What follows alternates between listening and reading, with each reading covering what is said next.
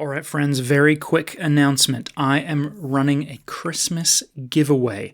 It closes in 8 days' time. That'll be Friday, the 2nd of December. I am giving away 3 books. A signed copy of You Are Enough, Learning to Love Yourself the Way God Loves You by me. It is also signed by Andy Colbert, who wrote the foreword. I'm giving away the audiobook of Dr. Alison Cook's incredible The Best of You. Break free from painful patterns, mend your past, and discover your true self in God. And Mark Alan Shelsky's brand new book on journaling. Journaling for Spiritual Growth, 6 weeks to build a habit that fosters spiritual and emotional maturity. And it is excellent, along with a $20 Visa gift card, some delicious Christmas treats, and some locally made ornaments, handwritten card from us. There's a whole bunch of ways that you can enter the draw. You need to head over to jonathanpuddle.com/giveaway. That will get you in the draw. There's actually 3 of you that are going to win this. So go sign up. There's a bunch of ways that you can enter the draw. There's a bunch of ways that you can get extra entries to win. And go tell your friends. And so excited to be able to give back. You folks really blessed and overwhelmed us in the last few weeks when we were in need. And so just a little something that we can do to say thanks and Merry Christmas. So jonathanpuddle.com/giveaway. to get in on this Wholeness and Joy Christmas package. That's it. Hey friends, welcome back to the podcast B-side. Hey. We missed one in there, but that's okay. It was intentional. We chose to. Yes. We retrospectively chose to, which is actually true. Yeah. Hey, there's this heavy burden hanging over my head. Oh, you know what we could do? Cut it off. Not do it. I feel great. So that is the end of this episode. Enjoy that nugget of wisdom, everybody. We're done. Listen, if we're not going to practice what we're preaching, then what are we doing? So totally. So this time, though, we are talking all about Katie Gaddini, who was just on the podcast, talking about her brilliant book, The Struggle to Stay: Why Single Evangelical Women Are Leaving the Church. And I love Katie. I'm like fangirling hard over her. She is an absolute brilliant mind. A brilliant mind. Amazing. A clearly kind and discerning soul. Yeah. A thorough researcher. Yeah. And with beautiful language and prose. Like an incredible writer and kinder than she needs to be in some situations. She has more grace than I would about certain topics. Yeah, she's generous. Yeah. She's very generous. Much so. Yeah. So let me read 2 little segments to set us up here today. This is from page 216, the final chapter, The Struggle to Stay. Single evangelical women desire to be valued and treated equally within their religious communities. They want to be told that their worth lies outside of what they do or do not do with their bodies. They want more acceptance and less judgment. They want the freedom to express who they are without the pressure to conform. Some want to pursue a career. Others desire to be church leaders. Most want to enjoy singlehood without being rushed into marriage. In short, they desire more acceptable ways of being. Like, it doesn't sound like too much to ask. It's like, really? They're just asking for choice to make their own, an agency to make their own decisions. Yeah, pretty much. Dignity. Yeah. Agency. Respect. Yeah. It's like, see me as an image bearer of God also. Let's just start there. Yeah. Yeah. Can we just rebuild on that for everybody? Yeah. Yeah. For single women, for single men, for gay members of our church, for all kinds of queer people in our church, for people of color of all colors in our churches, for children in our churches, for the elderly, for widows and widowers in our church. That's exactly it. I edited a book for a client in the last couple of years, and she wrote about it's basically a guide to being married to an unbeliever. And it was really interesting. She is writing within like a conservative evangelical framework, Mm-hmm. and she encountered Christ and became a follower of Jesus and joined the church, and her Mm-hmm. husband never did. Mm-hmm. And and she's kind of laid out a practical guide, but she lays out all the problems. And it's Mm-hmm. this exact stuff. It's you Mm. are treated like a second class citizen. Yeah. Everybody assumes she's single. Yeah. And then she's like, "Oh, I'm married." "Oh, but where's your husband?" "Oh, well, he doesn't come to church." "Oh."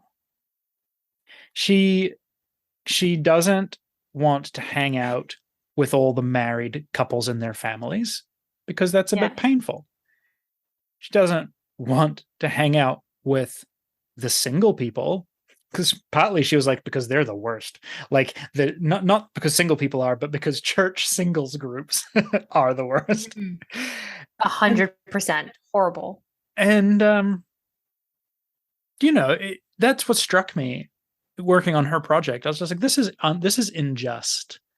There is a problem here, and essentially she said the group that she ends up gravitating to in churches, if my memory serves, is the widows who are like not single and on the prowl, Yeah. but kind of are like, yeah, I had a spouse, and she's like, so basically I get treated like my spouse is dead. But I also love my spouse and I'm Mm-hmm. also committed to my spouse. Mm-hmm. Surely things that the church should be supporting.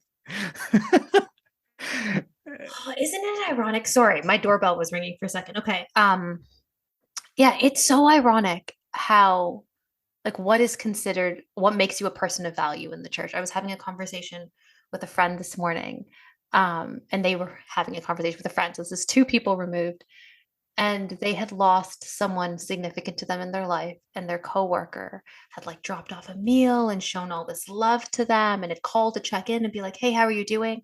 And this individual was shocked. They called my friend and they were like, I can't believe this person was so nice. They were behaving like a Christian, like they were so loving to me. And I was like, I'm sorry.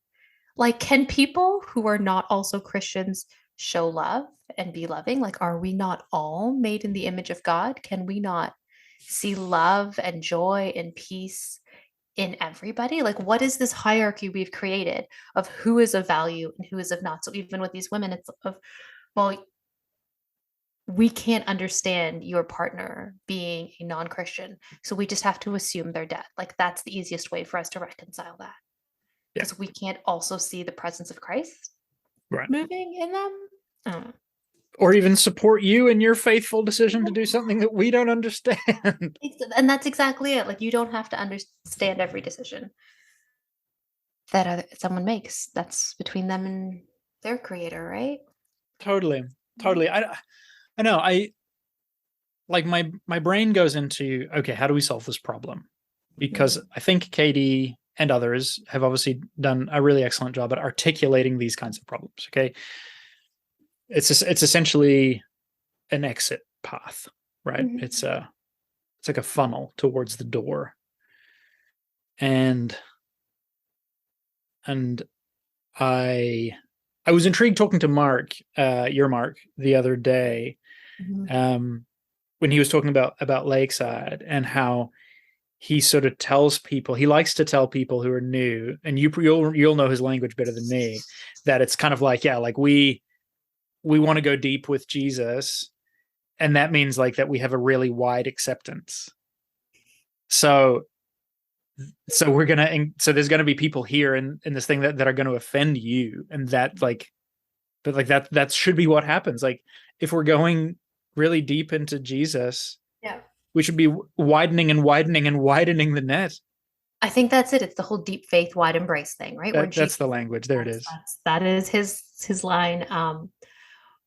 Where the more that we walk in step with Jesus, we realize Jesus loved people so well, regardless of where they were at, right? Um, and that's hard. And I won't even lie. Like even today, I was driving back for this interview, and I was in my head, I'm like, I'm thinking of certain people that I'm angry at that I just want to cut off in my life. I'm like, I have no need for you.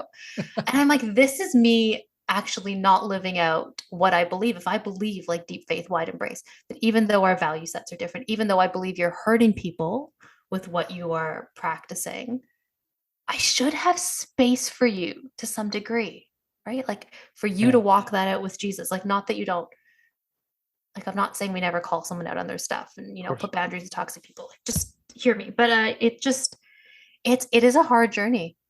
I don't know. I was thinking a lot about what Katie talked about because we have a very unhealthy hierarchy in the church of what it means like to be an ideal Christian. And she kind of talked about the ideal Christian woman. Um, but the ideal Christian being married, which is so mind-boggling to me when Jesus was not married.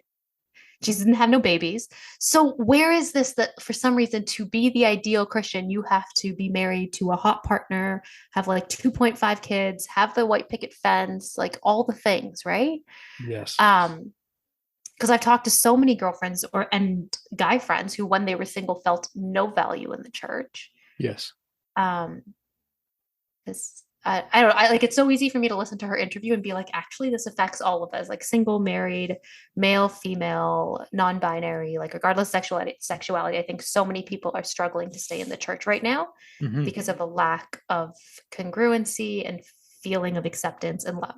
But I also just want to honor that she was specifically studying like single women and the fact that there's a whole other like there's so much that they face that we haven't to unpack personally. Yeah, yeah, yeah. So okay, yeah, you're absolutely yes, absolutely. If you are a single woman, we see you, and we are trying to see you better. Yes. Uh, but I think let's dig into this right here because this is so fascinating. Okay, Jesus, you just said Jesus had no babies. Absolutely. Paul literally says, if you can stay single, way better. You're going to be so much more productive. Like, obviously, not producing of babies, but like, You're not going to be fighting with someone. You're not going to be having to he think about just spells it out. Like, yeah. if you can't keep it in your pants, then get married. But otherwise, like, you'll be way more better for the kingdom. I mean, that's a whole separate thing. but I mean, that's intriguing to me. You've got, it seems the majority of the disciples were We're not single. married. Mm. Peter, we know, Had a had mother-in-law. a mother-in-law, which Yeah. implies marriage, and I think the Chosen worked with that pretty well. Um, you've got at least one single woman who Yeah. seems to hang around with them. Let alone what you choose to do with Mary, the mother of Jesus, who obviously is widowed at some point and seems to hang around with Jesus's ministry. Okay, so why is it? What do you think it is? Why do you think like okay, because the first thought that comes to my mind is if I'm thinking about men, Mm-hmm. I I would rather that the men teaching me, the men teaching anybody, are married. And Mm-hmm. I'm already asking myself, why is that? And I think it's because I'm not sure that I trust unmarried men Mm-hmm. to be doing the work of Well, okay. like getting over themselves. Yeah. So okay, that's let's say that that's one thing. Okay. Okay. Writing this down, doing the work. Okay. Doing the work. Mm-hmm. And you can do the work unmarried. 100%. I know so many people doing the work. That is to say, I know many women, single women doing the work, and I know some men doing the work. I appreciate the honesty. And so then here's my question, right? So how much of it is are we socialized to want a married person teaching us? Um, Also, oh, I just lost my thought. Sorry, guys. You know what? It just didn't need to happen. Okay, so are we socialized to want a married person, teaching us? And I do hear you on the, they're doing the work. You and I have had these conversations of, um, I love youth pastors. I have so much respect for youth pastors and our youth pastor. I have called into question sometimes different youth pastors because I'm like, often they're very young, um, one gender, one ethnic group and life experience. And often because of the life stage, they're teaching about sex and purity and all of that fun stuff. And you like what I struggle with is you're teaching something that you actually haven't had to live out yet. You're teaching a sexual ethic with no redemption. Like you haven't seen the hard things in life yet. Not for everybody, but for some people. That's been Yeah. my experience, right? And so it just feels very black and white. So even you talk about Katie talking about how she gravitates to the widows, I'm like, I get that because they've seen the Sorry, that hard. wasn't Katie. That was Sorry, a client of mine, but go on. sorry. Yes, when my doorbell was ringing. Sorry.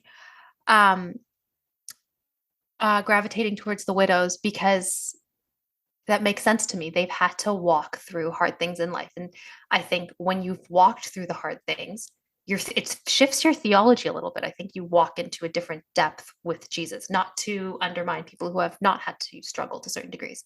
So I think there is that part where I do want someone who's had to walk the hard things out. I think my faith, Mark's faith, is different because of our marriage, because of the hard things that we've had to figure out together, whether it be like sex or marriage or kids or money or Loss. all of loss, so much loss, right? So all of that. So for sure, I love that. That we want someone who has had to walk that out.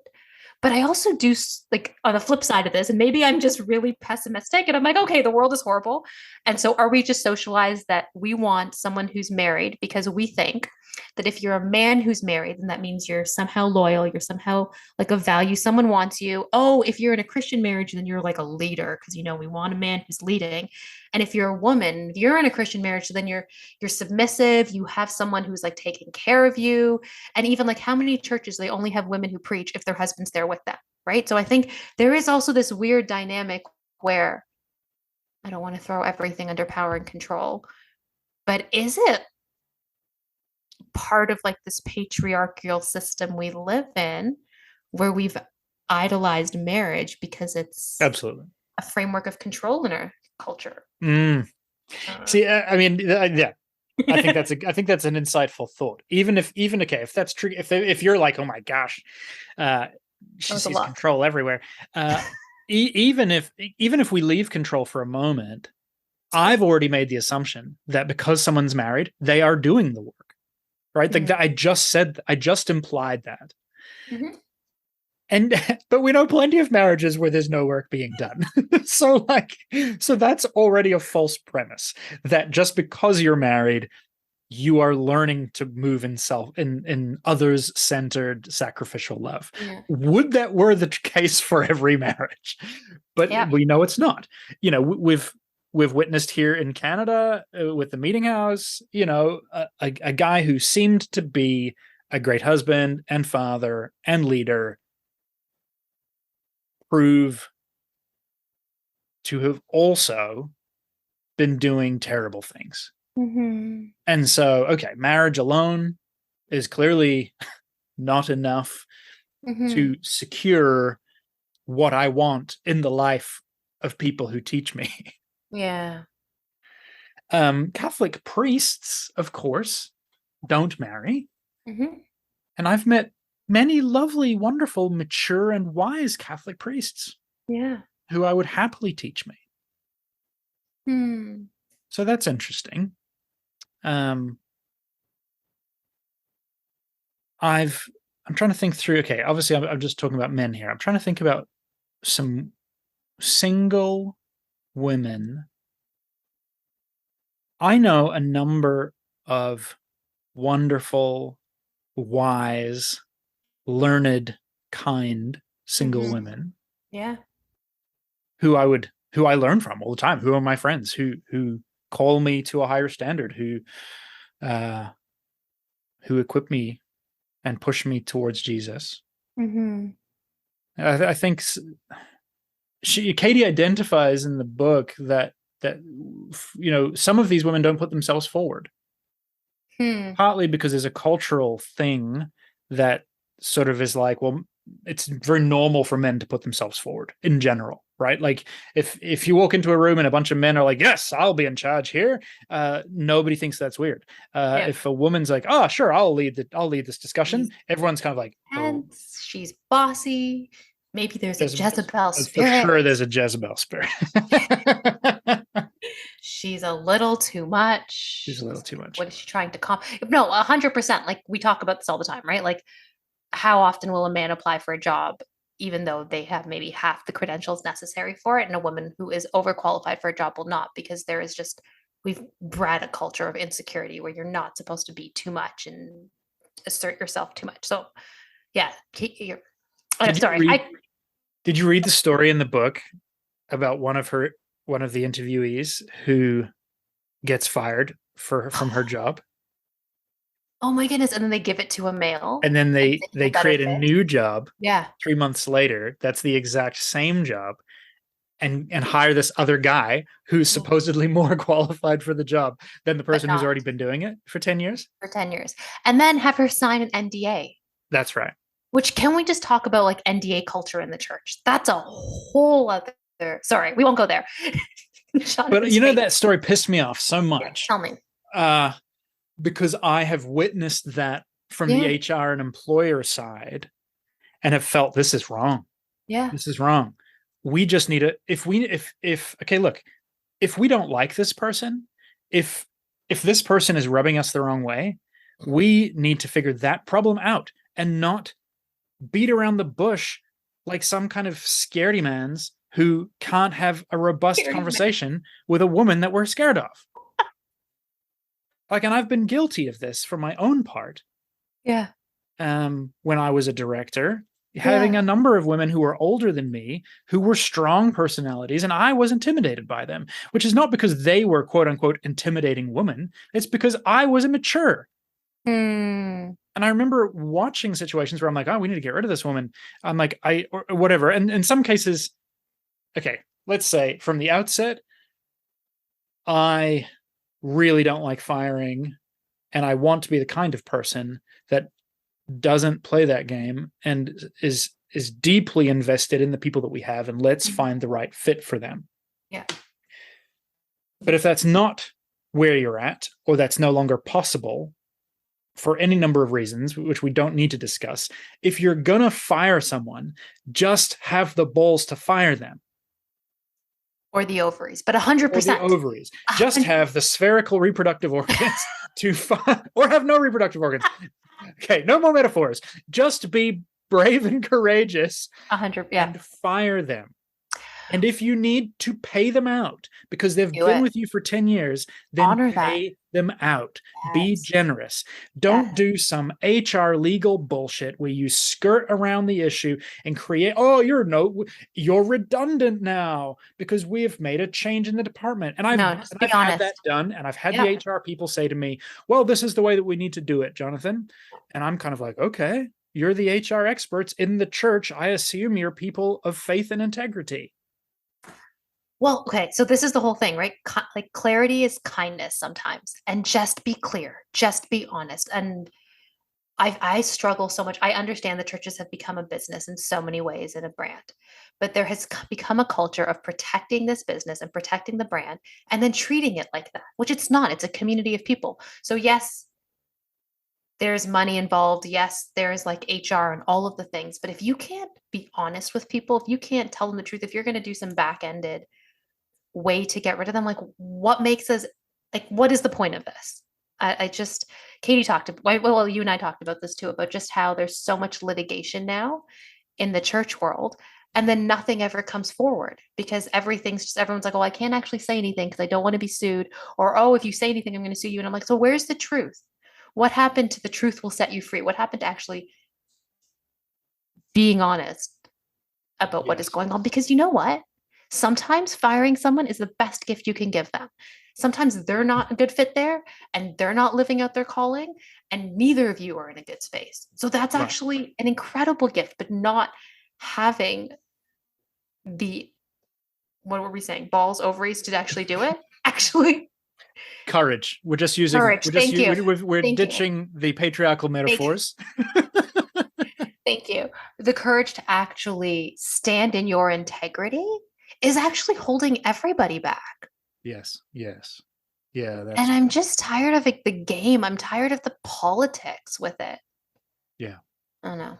So Katie, off air, I don't think this is oversharing, but off air before we began, Katie explained that she had major legal pushback from two churches that are profiled in this book. And so they used pseudonyms for churches, pseudonyms for the individuals to protect their own privacy and to protect them, those people, from repercussions from these churches. And I'm not 100% sure who these churches are, but I'm confident, and I'm confident enough that I felt very sad. Mm-hmm. Very sad. Disappointed. Not Well, strictly surprised, but no. disappointed. Well, when did the mission of churches become more important, like the process become more important than people, right? Because in some ways, if we're like gut level honest, I can understand why a church would not want litigation against it. It prevents the ministry that they're doing, and the people whose lives are being transformed, or the community they're finding, and all the things. So I can respect being like, hey, we need to protect the institution. However, is Jesus not about leaving the 99 for the one? Is Jesus not about like being putting things into the light and out of the darkness? Like we talked about this. There's another like massive organization where someone came forward with sexual allegations around against the person at the top, and they were told, well, don't bring the allegations forward because then they'll stop the moving forward mission. of the gospel, the mission of this ministry. Think of The all the people whose kingdom will lives somehow be will be harmed saved. by Yes. your exposure. Not the evil that person was doing. Exactly. That doesn't harm the kingdom No. somehow. I'm being facetious, people. No. But this is what it's come down to. Okay, so we're going back to wanting to be. So I'm going to circle back for a second. We were talking about wanting to listen to preachers who were men who were married, right? Because the association is they're doing the work. But also there's this ideology of what we've allowed in the church is to have so many of our leaders, specifically men, and women too, who have been given like carte blanche authority. So it's like, okay, anything for the mission. We listened to the rise and fall of Mars Hill, and Mark Driscoll's big thing is behind the Mars Hill church, behind the bus is it's a pile of bodies. But how many churches actually do that and don't just say it out loud? Mark just said it out. Mark Driscoll just said it out loud, right? Just said it out loud. But it's true. We say anything in the name of the gospel, anything for the mission, and then so what? We're gonna threaten to sue you if you out any of what we're doing to actually harm people in not a Jesus way. It's ass backwards. That's exactly it. Like Jesus, I'm just thinking, protect the institution. Okay. So in column A, you have protect the institution. In column B, you have Jesus say, tear down this temple and I'll rebuild it in 3 days. And everyone's offended. Mm-hmm. Everyone's offended with Jesus because they're all, or okay, what else? Jesus says to the woman at the well, right? Like, I've got better water. And she's like, are you better than our forefather Abraham or Isaac? I forget who, Jacob's well, like, who put this well here? Like, he's the person that we respect, right? So then, you're gonna have another setup of columns like don't disrespect the elder, and then in Jesus's column, I've got better water than Jacob ever had.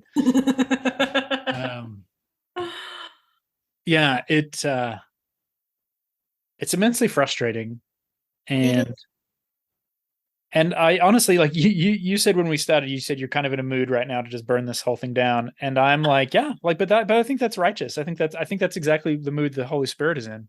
I think that's the mood the Holy Spirit's been in, particularly for the last 30 years. It's just we're only just seeing the real kind of breaking out of it here now. It's felt like that, right? I don't know. It just feels like every conversation I have lately are people, not just single women, people who are tremendously hurt by the church, like irrevocably hurt. And then so my question is, we are leaving a pile of bodies behind our churches right now. So what are we doing about that? Yeah. Because it doesn't feel like even I look at Katie Gaddini's work and it's beautiful. And then she says, like in bold letters, she's like, well, why aren't things changing? And so then that's my question. We see the facts, we see the research, we see like psychologists are talking about the level of trauma that evangelicals walk in. Yeah. And yet we're not changing. If anything, we're doubling down. I think I think as the institution, it is doubling down. Yes, I don't think we're doubling down. I Yes, think yes. I think probably I read that and that felt very real to me. Like Mhm. where she says, "Okay, we've had this conference, we've had this event. Everyone was excited. Everybody said, look, the Spirit's doing a new thing." Everything's like, well, it's a start, and we have had all of these kinds of things happening for so long, Mhm. and why isn't anything changing? And I was like, oh, I feel that. But I think things are changing.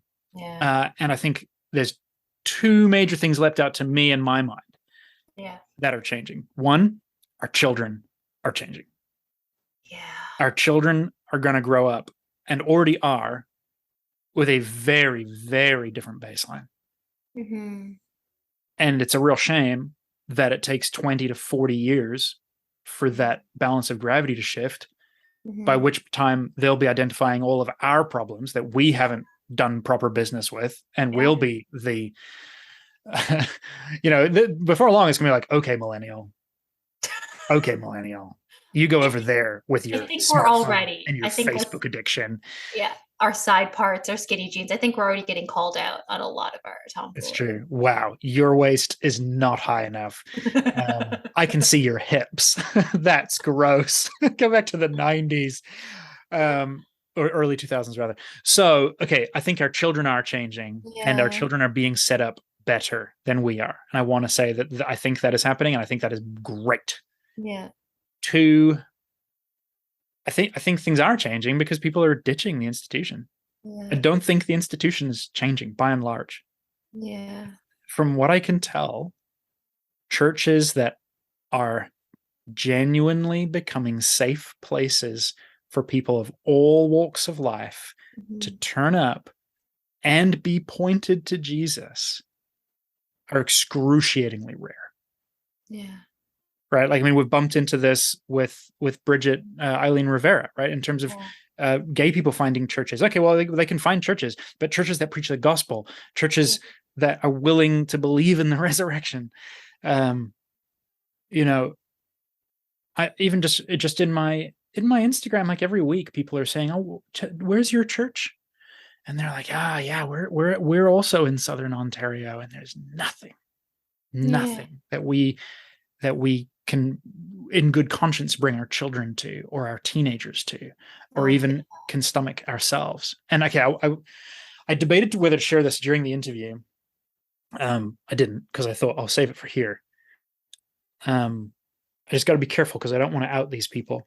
But we recently had dinner with some folks who are not millennials, are older, have planted churches, have been involved in the work of the ministry their entire life, are the most legit, solid, salt and light kind of people. And they came around in essence to ask me, should we leave our church? We think we are done. Mm. And the husband was kind of like, yeah, I'm already done, I'm not asking the question. And the wife was kind of like, I'm just I'm a bit nervous, or I know there's going to be loss in Yeah. leaving. But they're like, we don't have any friends, we've been there 9 years. And these are outgoing, engaging Oh, people. yeah. Like, I was shocked and not shocked.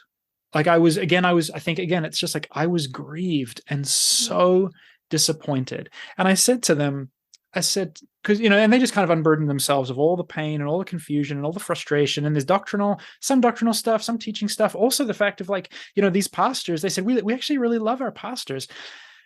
But it doesn't seem almost anybody in this congregation has caught the value of these pastors, which does reflect on the pastors, also reflects on the people, reflects on the whole culture, reflects on this whole ocean, and reflects on the fact of who has left this church and who has remained and who has Mhm. not got eyes to see what is happening right now. And I just said to this couple, I'm so sorry. Mhm. That is such a shame, but it's not your shame. Mhm. It's so good. And I watched kind of their shoulders come down a little bit, and I thought to myself, man, Jesus, what on earth is going on? And I Yeah. know what's going on. I'm not actually, it's a rhetorical question. I'm just like, Gah! It's interesting as you talk because I feel so heartbroken. And I know we've just spent the last like 30, 40 minutes complaining, not complaining, but venting and processing our grief and anger at like the large C church, and the way people are so hurt. But as like I listen to you and I feel the grief, there's all like, I'm so saddened and devastated because there's also so much love. And I hate like I don't know what to do with that. And that I think that's the hard and beautiful part Mm, of it is absolutely heartbreaking and devastating how people are being treated in so many of our churches, how people are leaving brokenhearted. And yet, okay, so you are right. Like there is change beginning to happen and there is healing being found. And I guess that's what like people are finding Jesus. They're finding life and they're finding love. And so right. And they're finding community and relationship. Okay, I just read a book last week, a beautiful book. I don't know if you've heard of it yet. It came out last year by Linda McGibbon, who's with InterVarsity in Toronto. okay. And it's called My Vertical Neighborhood. And Oh, cool. it's basically like she leaves Moncton and moves to Toronto and lives in a condo on like the 15th story Yes. and builds a community of friends over a period of years, basically by opening up the door and putting a sign on like in the message board downstairs saying free dinner Monday nights, my suite. Amazing. And that grows and eventually becomes they start a writers group and Wow. and then eventually like a Bible study, and it's just lived reality and Mhm. dignity and hope and life and love. And yeah, Katie, so that's My Vertical Neighborhood by Linda McGibbon. But I wanted to also read this. This is from early in the book, Katie's book, and I read it for two reasons. One, it is beautiful prose, and two, it I think it's a beautiful ode to what we want in in community. Mm-hmm. She's talking with her friend Madison. I copy Maddie's position and recline my head on my own armrest and close my eyes. Mm-hmm. With the wine softening my defenses, I let myself remember what it was like to belong to the evangelical community, allowing the sweetness of belonging to lap like frothy surf around the edges of my body. Oh, that's beautiful. Do you not long Yeah. to be held by frothy surf? I know I do. I really do. Yeah. Tim Hortons has a new cold brew that's really frothy. Oh, They is make that? it with oat milk, and it just makes my heart so happy. Which I know sounds like a tangent, but actually, like, you're right. I think that like when you have beautiful community and people who love you and who see you, that's what it feels like, right? Okay, my like last thought. I feel like we've talked a lot in the past about the future of the church and revival and all that stuff. I feel like that's the big word, right?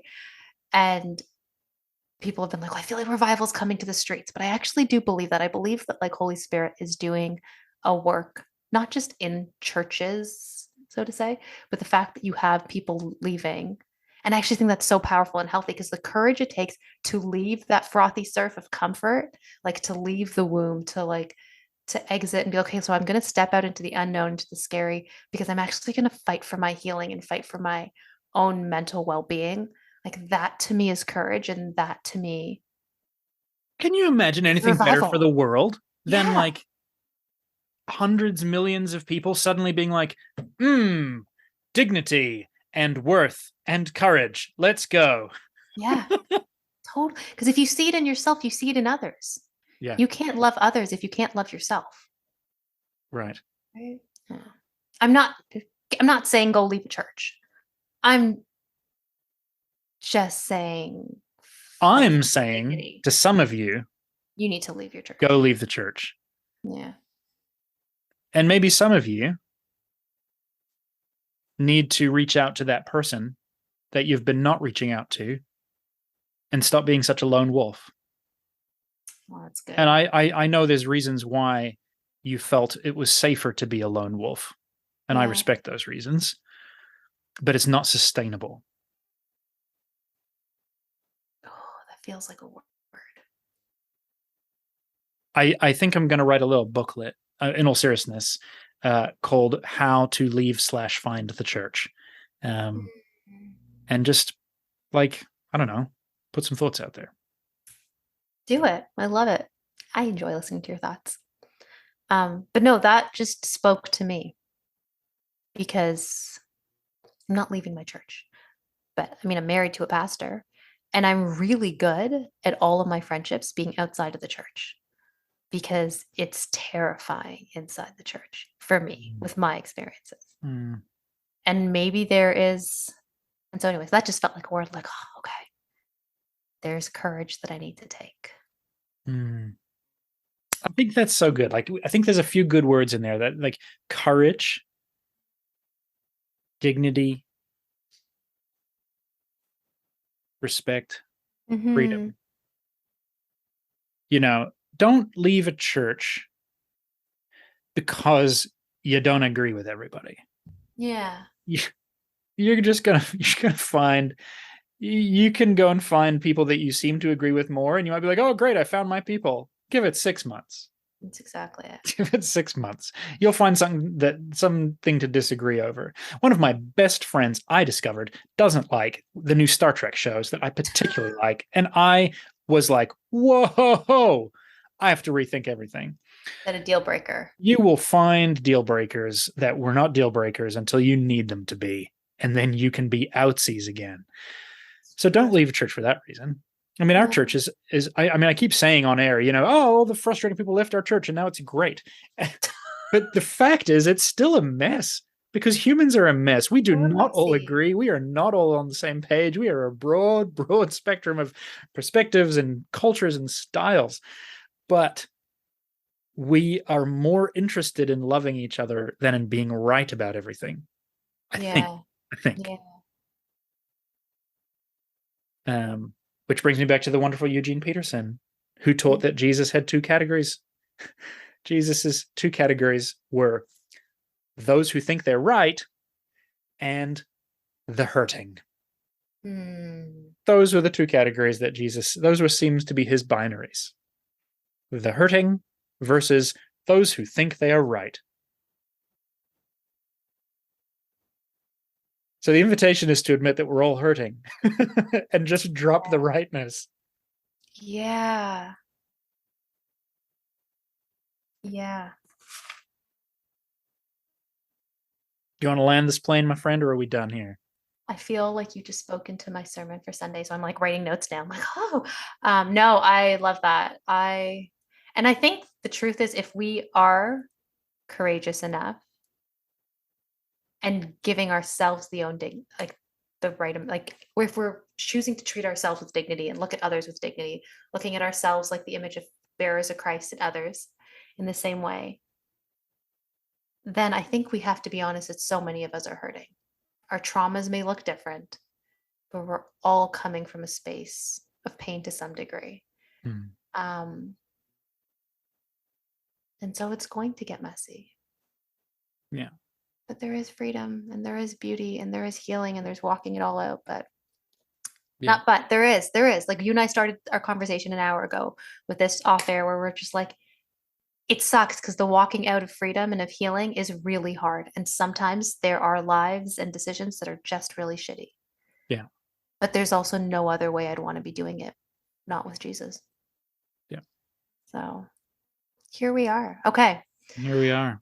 Here we are. That was that conversation went in a lot of different directions, but hopefully some of it spoke to you. Hopefully the stuff that resonates, and hopefully you are in a space where you know your worth and your dignity.